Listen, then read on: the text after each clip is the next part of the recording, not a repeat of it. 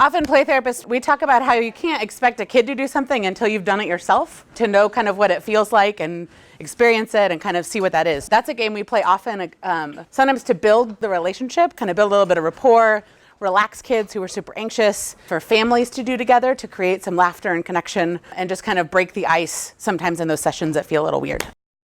My name is Meredith Messina. I'm a LCPC. That means I'm a licensed clinical professional counselor. I went to grad school about 10 years ago in Seattle, worked with kids kind of ever since then. I've done a lot of work with adoption agencies and foster care and trauma. I've worked with kids with autism and on the spectrum. I've done crisis work, kids who are suicidal. And then now I'm in private practice here in Peoria, working with kids all over the map.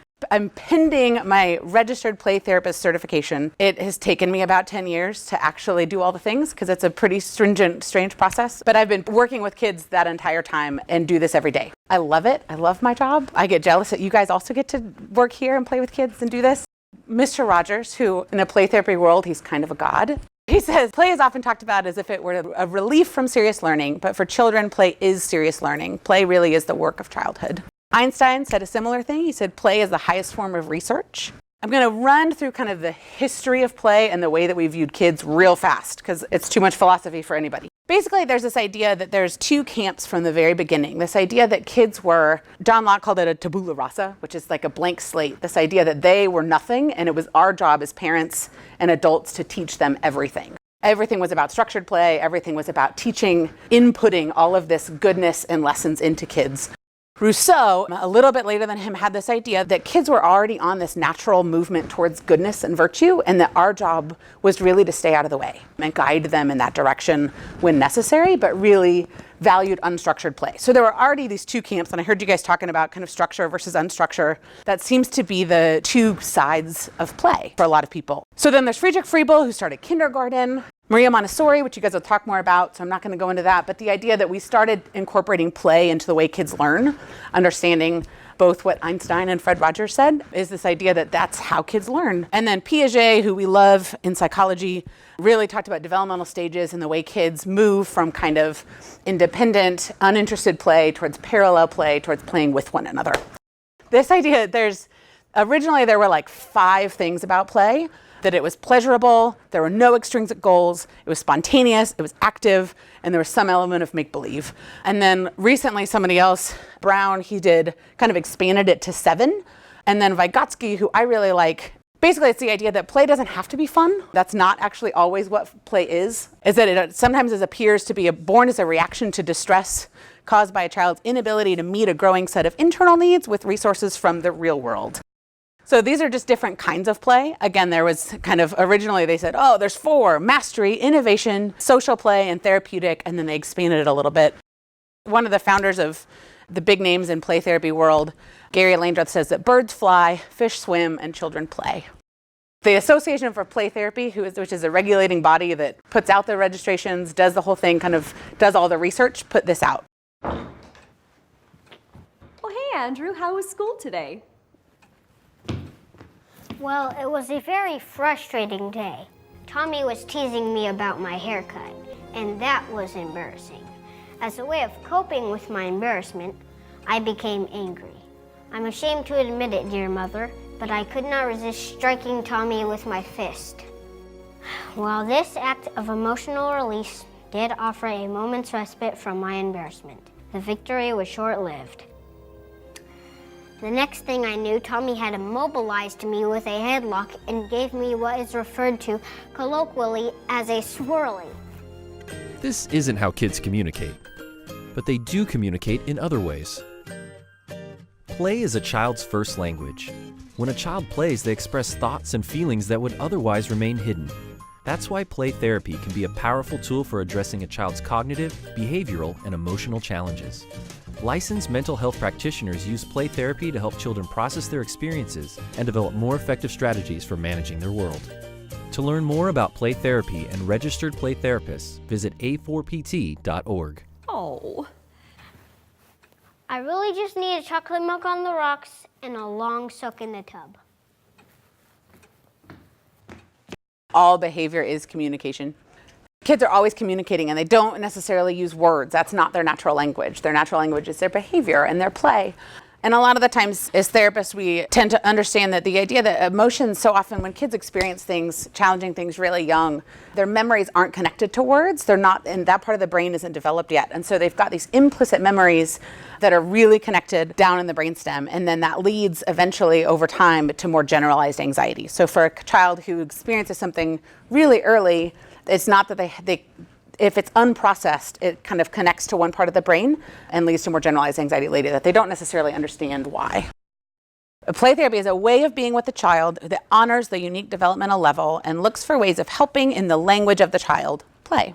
Licensed mental health professionals therapeutically use play to help their clients to better express themselves and resolve their problems. What I often tell parents is it's not that we don't talk, that kids aren't allowed to talk, it's that we don't expect them to, that's not the value of what we're doing. We're trained to look at the play and use that as the goal, that talking happens sometimes, but that's just not necessary.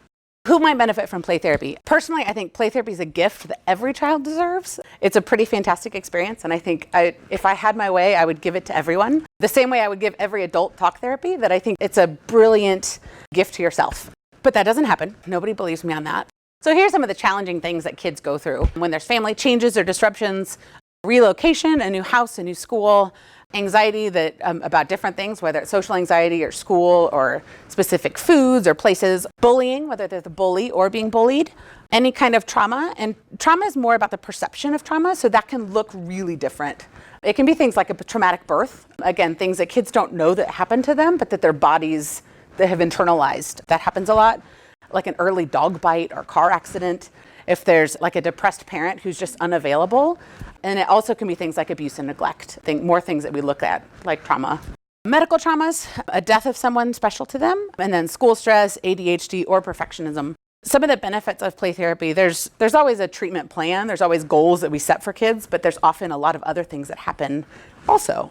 There's often more pro-social behaviors, academic progress, improved self-concept and self-efficacy, social emotional assets, and improved sleep, which all parents wish their kids did. And then there's fewer disruptive behaviors, aggression, and panic attacks.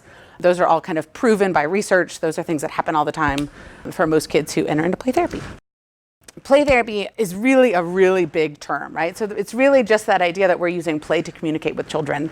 And so within that, there's a ton of different modalities and specializations. The first 5 are evidence-based. They are in the SAMHSA National Registry of Evidence-Based Programs and Practices. That website doesn't actually exist anymore. The current administration took that down, but the credential still stands. It basically means that they've been really proved over and over again with research these things work. So child-centered is kind of the really basic, unstructured, non-directive form of play therapy. That's kind of where we're going to focus today. It's kind of one of the baselines. Filial is basically teaching parents those concepts to do the therapy with their child, and that's similar to child-parent relationship therapy, where you're working within the parent-child dyad. TheraPlay also involves the parents in a different way. It's much more attachment-based and activity-based. They're actually based up in Evanston, Illinois, and then Adlerian, which is another form. So, and then there are all these other kinds. So there's synergetic, there's OttPlay and DIR floor time, which is all aimed for kids on the spectrum. SandTray and SandPlay, that are 2 different things. First Play, which is for infants and their parents. Animal assisted, that can be equine, that can be dogs, that can be hamsters and bunnies and anything else. Story play, expressive arts, and then trust-based relational intervention, or TBRI. There's more than that. Those are just kind of the big ones. Plato once said you could discover more about a person in an hour of play than a year of conversation. And then Frederick Freeball wrote a book in 1903 stressing the significant meaning of play in a child's life. The first psychotherapist to do play therapy was kind of Freud, which is unfortunate that he gets the credit. He developed the talking cure, and then he saw a child. And the way that he saw the child, he actually refused to see them in the office, but he interpreted the child's play through the parent. The next 3 are women. Hermine Hug Hellmuth, Melanie Klein, and Anna Freud all started seeing children in their office using play and unstructured play as their modality, and started honing kind of what that looks like and starting the research. So then there's Carl Rogers, who really did person-centered therapy. His idea is basically that it's unconditional acceptance, positive regard. Everything they do is okay, and he's celebrating everything about them. And then Virginia Axline came in and kind of adapted that approach for children and authored a book called Play Therapy in 1947 that's still kind of a textbook of the field.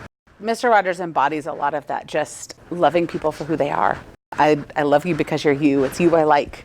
You don't have to do anything or have anything. It's just that. That was very Rogerian. That's a lot of what we do in play therapy too.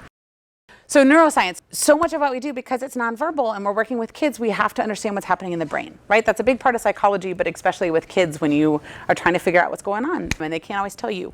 So neuroplasticity, has everyone heard that word? Neuropsychologist in 1949 who actually said this, he said, the neurons that fire together wire together. It's kind of the trendy saying, you'll hear it a lot now, I think, but basically that idea is that when the same things happen over and over, when you have the same experience, your brain remembers it. And those neurons start connecting and they make a stronger connection. So it's easier to do those things. So that's a great thing sometimes.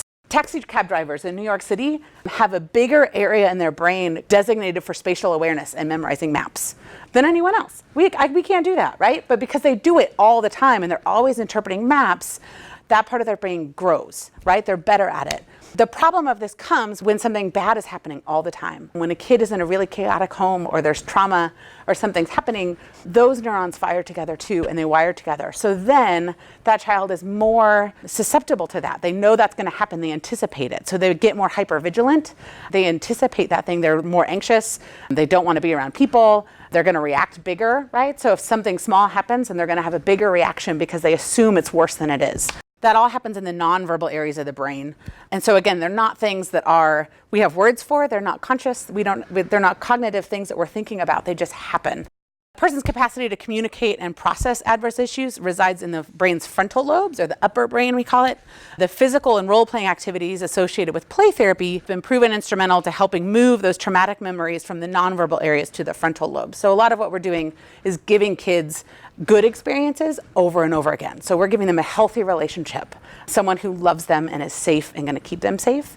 We're helping them process some of those emotions and master them. The more that they experience it and it doesn't hurt them, right, that their brain starts remembering that, and we're creating new neural pathways.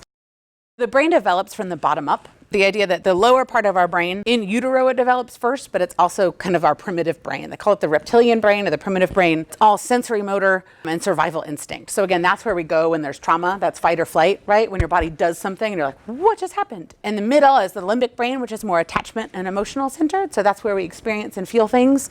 And then the upper brain is the last one to develop, which is the thinking, learning, language, and inhibiting brain. And so naturally with kids, their lower brains are stronger, they're more developed, and they're still developing all those cognitive things. And so often what happens is, especially if there's a trauma that's way down in the brainstem, big feeling, something even hard that they're going through is kind of in the middle, and it's not connected to their verbal areas of their brain. And so a lot of what we do in play therapy is by giving them mastery of those things, we're connecting it and we're integrating what's happening in their brain. Another example of just the different areas of the brain, so the idea of left brain, right brain, is probably not new to anybody, but that idea that left brain is much more analytical and logical, mathematical, and then the right brain is colorful and artsy and freedom and passionate and play and creative and all that. We talk a lot about that therapy in general is kind of this melding of art and science. That there's the neuroscience part, right? There's the science and the research parts of it, and there's the art of sitting with someone else and listening to them and being with them and offering them that. That's kind of the art of it, understanding what's happening in the relationship. And so we try to do both and then also integrate that for kids. What children explore through their play is their perception of themselves and the events that have happened in their life.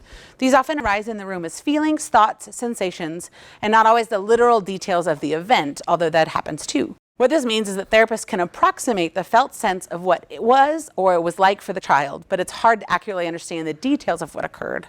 Therapists are working with that felt sense that arises from the right brain experience in the playroom. Sometimes kids will work out something that they went through very specifically, that they'll go to the dollhouse and they'll play something out. They'll show me. They'll take a baby doll and they'll show me something that happened. I've got aggressive toys in there and they'll play something out that happened to them. I've got a medical set and kids who've been through medical things. But a lot of the times that's what they felt in the moment, right? Because again, they don't have words, they haven't processed the memory. Sometimes they don't know what they're remembering, but they have this sense. And so sometimes it's the way that they make me feel, that they'll try to put it on me and then kind of see what I do with it and what I notice and how I work it. Sometimes it's to help me understand what they went through. They want someone to witness it. And so it's a delicate dance of kind of going in that There's also an element of just trusting the process, that it's really not even about me making a narrative of the child's trauma or the child's experiences. It's not about whether I get it. It's about helping them understand it and process it. So sometimes there's a lot of things that we don't know details of. We can't know details of. I've worked with a lot of kids with adoption, where they've been through things that no one knows. And you work with it until the child starts to feel better and the play starts to change and you trust the process that's happening. The brain cannot tell the difference between a play experience and a real life experience. Imagine you're playing Jenga and try to put yourself there. So it's sitting on the table, right? And people are taking out a brick and moving it to the top, taking out a brick, moving it to the top, and it starts to wobble, right? It's getting a little taller, or you take out a brick and the whole thing starts to move, right? Your brain doesn't know the difference. And so when a kid comes in who's struggling with anxiety, comes in and we play Jenga, right? And then we're moving the bricks and I'm sitting with them. And whether it's me going, oh, I feel it, right? And we're stretching or we're rocking or we're talking about it. Oh man, I feel that. Oh, I've got to keep breathing, right? They start to do it, right? Or they recognize what's going on in their body and they master it, right? So again, in those moments, the falling Jenga blocks doesn't destroy things, right? It doesn't cause a panic attack. Sometimes it does at the beginning and then we work past that, but it's much less threatening, right? It's something that they can manage. But the brain interprets it the exact same way. And so they're starting to create those synapses of surviving anxiety, of developing the coping skills, of practicing them in a way that's real. We're not necessarily saying, okay, ready, 1, 2, 3, 4, 5, let's take big breaths and let it out. But you're showing them and they're doing it in the moment. Play is the work of the child. The toys help facilitate that. So through toys, the children learn about their world, themselves, and others. Toys teach children to figure out how things work, pick up new ideas, build muscle strength, use their imagination, solve problems, learn to cooperate. The most important toy in the playroom is the therapist. It's that relationship. And so it's giving the child that safety, that unconditional positive regard, facilitating the space for them that does most of the healing. Therapeutic relationship provides containment, unconditional positive regard, witnessing what the child's going through, giving them safety to explore and setting limits when it's not safe anymore, and then natural communication. So often we expect kids to speak, right? We want them to come up to our level as adults and talk about something. And with play therapy, we come down to their level. We talk the way that they want to talk. When a kid's been through something challenging or their world is chaotic or they're going through something hard, it's everywhere. And so part of what we do in the playroom is contain it. Some of that is the physical room, right? So we've got the 4 walls where it's safe, where it's expected. They know what's inside. They know how I'm going to be with them. But it also stops there. We're containing what it is in a way where when we see kids start to dysregulate or flood or start to get too far into something, we help bring them back. We're taking what they're going through and putting it in this box that we can all manage. It's not too much for us. Everything in a playroom is chosen really specifically. They've all got a purpose. They've all got a reason. So part of it is to not give the child too many things. If I were to try to do play therapy in the playhouse, right, like there's no containment, right? Like they would go everywhere. There's no focus. It would be really hard to track with them. It'd be really hard to do anything, right? Because they're so distracted by everything. Oh, the water table, oh, this, oh, this, oh, this, oh. With the play therapy room, it's contained and everything's out. So everything's visible so that they know what's in there. We're not forcing them to dig through boxes and try to find things. There's always nurturing toys. There's things like a play kitchen, there's things like baby dolls. Sometimes there's cleaning supplies or a doctor kit, different ways for a child to care for someone else and to also sometimes play through not being cared for.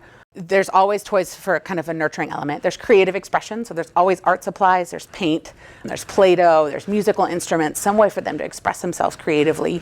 There's always aggressive toys. It's a big point of contention for a lot of people. I have foam swords and get hit with swords a lot. There's always handcuffs. I usually have play guns. My toy guns look nothing like real guns.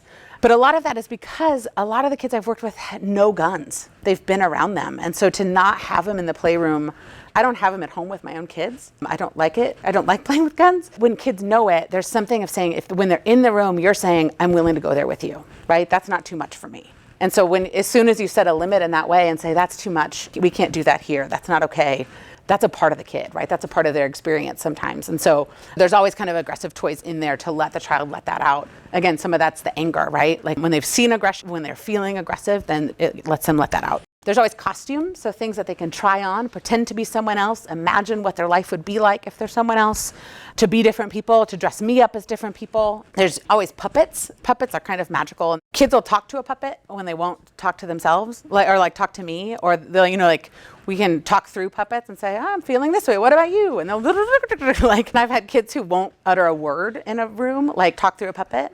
Families will do it a lot, so everybody can choose puppets and talk as puppets, and it kind of removes, it makes it a little more playful, but it also removes them from it a little bit. It kind of enters in another person into the room. There's always a doctor kit, which I mentioned. A cash register, again, for transactions, kind of social things, taking care of people, fairness and unfairness, buying things like that. There's usually some tools. Most playrooms always have animal families. When it's a family of horses or a family of bears, again, it removes the child a little bit, but they can still play through some of those things. There's always a dollhouse, dolls and toys and furniture, some cars, usually rescue vehicles. There's usually a sandbox, and there's usually a bot bag. They make therapeutic grade bot bags that, again, are really good for aggression. Sometimes kids will hold them on top of themselves for like proprioceptive input or hug it. They use it a lot of different ways, but it gives them this kind of weighted thing, again, that pops back up, that does something with them for them to work some of that out on it. It's also a way to point some of the aggression towards that. So sometimes if a kid comes in and they really want to wail on me with something, I can point them towards that, right? You need to get that out, but you can't hurt me, right? That's one of the few limits that we set in the playroom is safety. You can't hurt me, I'm not gonna let you hurt you, and you can't break my toys. But other than that, they pretty much can do anything they want. So that's a really great way to help kids, right? You cannot hit me with that, but you can hit the bot bag. You can do it that way and let them get that out in a way that doesn't hurt somebody. So sometimes what's nice in a playroom that's big enough is to have kind of a tent, somewhere for kids to hide, or a tunnel, somewhere to feel safe, some blankets, something cozy. Sometimes they'll go in there and read books just to feel safe.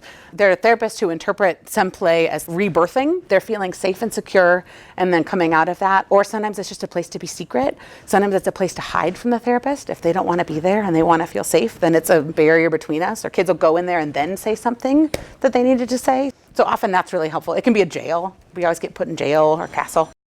The basic skills is that we reflect feeling. So you're reflecting back what the child's doing, the action, and then also the feeling of what's behind it.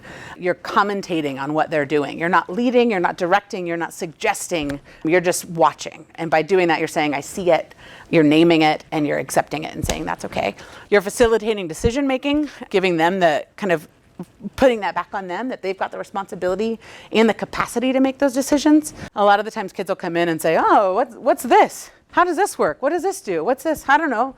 And often, as a parent, you would answer the question, right? Oh, that's what that is. But in the playroom, we say, oh, it can be anything you want it to be. In here, it can be whatever. It can do whatever you want it to do. Or, I don't know how that works. I wonder, right? You're watching with them. Some kids get really annoyed by that, and it's kind of fun. It's this idea that, again, they're used to people answering their questions for them. And pretty quickly, when they realize you're not going to, they run with it. And so I'm not going to correct them if they call a zebra a horse. That drives parents crazy, right? No, that's not what that is. It's really hard when part of your job is teaching, but my job isn't to teach. So it can be whatever you want it to be, but it gives them that responsibility, which then again, it starts building their self-esteem and kind of their capacity for believing in themselves. So facilitating self-esteem. So you're praising effort, not product. Pretty trendy parenting concept anyway, but the idea that you're not saying, wow, that's a beautiful picture. Oh, wow, neat. It's, wow, you're really proud of yourself. You're having so much fun doing that. We set limits. They are an important part of the play, even if we don't have many of them. So some kids will come in and push all the limits. They will dump all my sand out. They will try to break something. They will, they need to break a limit because that's what they've done, or that's what's been unsafe for them. And so they're trying to test me, or that's what they know, right? They know adults get angry. And so they'll try to make me angry because that's what they know. That's more comfortable. We are setting limits in a safe way. So you're doing it in a way where, one, you're keeping them safe, but you're also encouraging this self-regulation. We give them a few warnings. We don't set all the limits up front. Kids don't walk in, I'm like, don't do that, don't dump the sand, don't break my toys, don't do that, right? We say you can play, in here you can play in a lot of the ways you like to, is all I say. If there's something you can't do, I'll let you know. And so the first time something happens, a kid might try to break a toy or try to do something, I say, hey, one of the things we cannot do is break the toy, but you can do pretty much anything else. So you're opening the room back up, but you're setting that limit. You can't do that, right? You can't hurt me. I'm not gonna let you do that. And then for some kids, we'll give alternatives, right? Again, like we said with the bot bag, you can't do that with me, but you can do it with someone else. Or not someone else, sorry, the bot bag. Come on, I'm gonna do that. And then in that, you're also introducing that emotional language, right? I know that you're angry. I know that makes you look really scared right now, but you can't do this. Enlarging the meaning. So we're reflecting emotions that aren't always directly expressed, kind of putting context, giving kids, again, more emotional language. And then we're structuring the session. We're giving them time limits. We count down at the end of the session. You've got 5 minutes, 2 minutes, 1 minute, setting the expectations of what that time looks like and what happens when they leave. And then giving them a familiar setting. I've got kids who notice any time a toy is moved or there's a new toy, It's the first thing that they'll find every time I come in the playroom. So they really like the structure and the familiarity. So here's my examples, which I kind of gave some of them. So a child shows you their drawing. You say, wow, I love your drawing. Or the therapist would say, wow, you're so proud of yourself. You're having so much fun. A child grabs an alligator, makes it fly around the room. A parent might say, wait, that alligator's flying? Alligators can't fly. And the therapist would say, wow, that animal is flying so fast. Child says, what is it? Parent might say, oh, that's a stethoscope. You play this way. Let me show you. In play therapy, we would say, and here it can be whatever you want it to be. They get angry and break a toy. The parent takes away screen time. Or you might say, oh, you're feeling mad, but toys are not for breaking. If you want to break something, you can rip the egg cartons. A child buries himself in the pillows or makes a baby cooing noise. The parent might say, you're not a baby, get out of there. And the therapist might say, oh, you feel happy and safe when you're all covered up under there. That you're hearing what they're saying and what they're doing, and you're expressing that so that they start to go, oh yeah, I do feel happy and safe. So it's Gary Landreth who, again, developed the Center for Play Therapy at the University of North Texas. It's one of the main places of research. He's just modeling this. This is an actual client. So it's highly he's just reflecting action, but I just want you to see what it looks like. Just gonna put that right up. Oh, you know how that goes. Yeah. I have to get ready. You have to get ready now. We have 5 more minutes in the playroom, and then it will be time to go down to the waiting room where your mom is. Okay.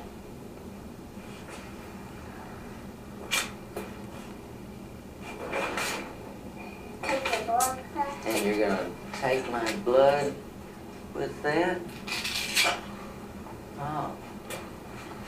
So you know how to use this. Can I get one at home? Oh, you have one at home, so you know how to use it. Mm-hmm. Yep. Mm-hmm. And you got that. Oh, I'm sorry. Whoops. And that goes, like that. Mm-hmm.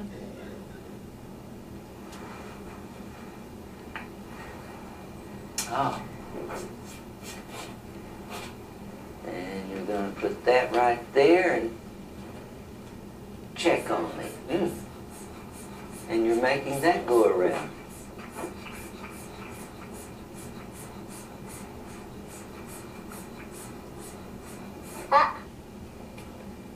You just checked me. Yeah, maybe you need to check me now. Oh, so you think maybe you need to be checked too? Yeah, put this mask on. So I need to put the mask on. And put this over your neck. And I put this. Over your You neck. show me how you want me to put it. Here, let me do. So you're going to put that on me like that. Okay. And I'm put the mask. And you're going to put the mask on me. Like there, you put the mask on me now. Now I have the mask on. Take that And off. I have this on my neck. Okay, and put this And on. we're going to put this on you right here. And put that through here. And put that on your ears. And I put, okay, now I put, so now I put this right there. Your Okay, ears. now I got that. Put it through here. And then I put this right There. there. And then squeeze that. And then I squeeze this. I can hear it going around. Makes a noise. Now I'm going to doctor you, but I'm not going to do your blood pressure. Now you're going to doctor me but not do my blood pressure. There's no leading at all. There's moments in play therapy where you will lead. Like if a kid gives you a role to play, he is diehard, like the child leads everything. And so he's like way on that end of the spectrum. And then there are these imaginative play moments, right? Where if a kid hands me a sword, right? And he's like, here we go. For me to be like, oh, you handed me a sword, right? Like that's not very fun, right? Like they want me to go, ha ha, right? And be ready to play with them. If they make me a police officer, right? I'm gonna probably arrest somebody, right? But you don't know what's gonna happen. And so the idea is that you're assuming the role and also assuming that the kid will tell you if you're doing it wrong. When you're invited into that imaginative play, you play. But often if I don't know what's gonna happen, I'll say, what should I do? Right? What should happen next? What should I say? because you're still not leading, but you're participating, right? And often because as soon as you start leading, especially with a kid who has no control at home or has high anxiety, they'll tell you you're wrong, right? Like, no, that's not what you're supposed to say. You're a bad witch, right? No, you're a bad police officer. No, you're this, you're this, you're this, right? Where you don't want to assume anything, but you're assuming the role that they're playing and then letting them direct you from there. Often things will change on a dime just because kids like to be in control and they know that and they're directing the show. So they're kind of it's a lot like being an actor, right? Where you're just taking the directions from the director all the time. And she ends up having a hard time leaving. She's like, well, what about this? And I want to play this. And we forgot these, which happens a lot. And so that's part of what the countdown is for, right? Again, that's something you probably see with your own kids, with parents here, right? Like nobody wants to leave. Transitions are hard for kids, especially when they're somewhere that feels different or is really fun. So that happens a lot.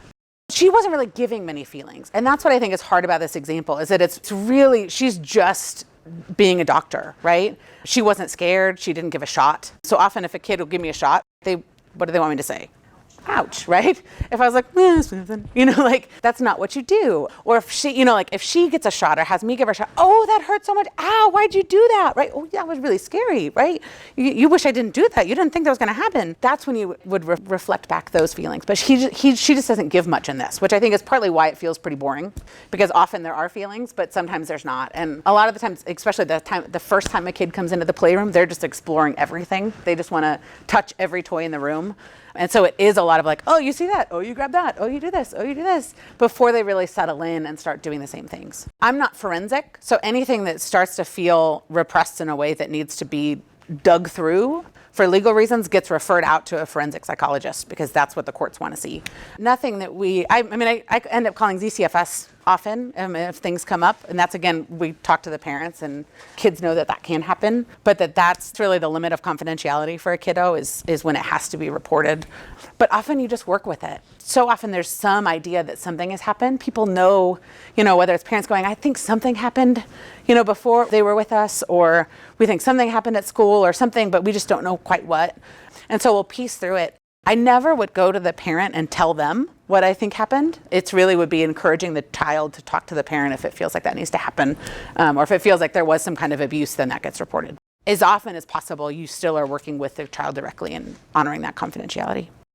And there's a lot of parents who don't know how to play with their kids or don't like to, and that's okay. I think even just the assumption that parents like to play with their kids or know how isn't real. It's even if you have kids, right? But it's a different thing. And so sometimes and especially I think if your kid is really challenging, if they've gotten really aggressive, if they're really anxious, if they're throwing temper tantrums all the time, a lot of the time parents will get to the point where their kid's in front of a screen and they need a break, right? They just can't do it. And so it's not like every parent loves playing with their kid. A lot of the times kids will replay the same thing over and over again. And when it gets to be too far, then it feels like they're stuck, then that's a different thing. But a lot of the time it's them working through it. And then eventually the story kind of slowly changes. But I can't be the one to change the story. That's not my job. That has to come from them. The benefits of play, especially in play therapy, encourages open and voluntary communication, builds trust, fosters learning and acceptable behaviors, regulates emotions, reduces stress, promotes creative problem solving, and elevates a spirit and self-esteem. So sand tray I just wanted to touch on because it's another interesting part of play therapy that's really actually applicable for the whole lifespan. So a sand tray specifically, the idea is that this room is a tray of sand. It's about a 20 by 30 tray. And then there's usually, again, shelves of miniature items. So some of like what I have here, but they're usually all different groups. So there's some natural things. There's always religious symbols. And there's animals and people. There's rocks and stones. There's treasure chests and there's a lot of different things. And it basically is to externalize a metaphor. You're creating a world. And so it can work really well with adults. Teenagers love it because, again, it very often is a thing where you can start with play and then move it into the verbal realm. They can look at it, they can see the metaphor, and you can talk about it. They can move things around. They can externalize a problem and then kind of imagine different things. Sand tray can look really different. There's different mentalities. Sometimes it's just letting the person do it themselves. Sometimes it's giving them a prompt. So you can do a prompt like, do a blue day, right? One day when everything went wrong. Or if a fairy grants you one wish. In that sand tray, right, you're creating a world where that wish came true. And then that gives them these prompts, these areas where they can start to talk about something, right? What's one thing they hope for, right? And what does that look like? Or when the worst day, right, a really blue day, a day they felt awful, what did that look like? A lot of times kids will do their families. what it's like at home. Different things with kids of divorce. Sometimes we'll do mom's house and dad's house. So there's a lot of different ways. You can also have a miniature talk, so you can put a miniature in the middle and say, what if this horse started talking to you? What would it say? Or conflict resolution. So if there's something happens at school, if they play something out, then you can kind of recreate it and then try different things. You can act it out. So it's super helpful. It can be helpful, again, for adults. Sometimes families, everybody will do one and then compare them, or they'll choose different animals or figures for each person and talk about that. So that can just be a helpful one. And moving more into kind of the directive side. So I am very much an unstructured, child-centered, non-directive play therapist. That's where I live. There are moments for directive things and structured things. And again, that's kind of that full-on two sides of the coin. So a lot of the time, once kids are working through things, they're processing, or they're ready to get more specific about certain things, that's when you would move into directive things. I almost always start non-directive, and then we'll move into directive as it goes. Parents usually really like directive things. They want an activity. They want their kid to learn something. They want 5 coping skills the first time their kid comes to therapy, which again is you're just working on the cognitive brain, right? Like that's the top brain. And so when there's so many things happening underneath, right? So the behavior iceberg, right? So the behavior is communication. That's just the tip of the iceberg, and all of the emotions are underneath. When you're just addressing the behavior, you're missing everything else. And so child-directed kind of starts from the bottom up. And then the cognitive is kind of that top piece, right? Okay, so now what do we do? How do we build those skills? The directive interventions are where the therapist encourages a child to engage in a specific activity. Again, lots of times kids will say no, or they want to do something else, or it goes a different way. Sometimes it'll be one activity that I lead, and then the rest of the time is their time, or we'll do several. And then directive play usually has an identified topic, skill, or goal. Play and family therapy is important. So children are often left out of family therapy. Parents, again, want to come in and talk about the problem, and little kids just don't know what to do. They don't want to be there. They kind of get quiet, or they get blamed, right? Well, they're doing this and all this time, and talking to the teacher. And incorporating play, again, gives that family a positive experience, but it also lets that kid off the hook, right? And kind of participate instead of feel like something else.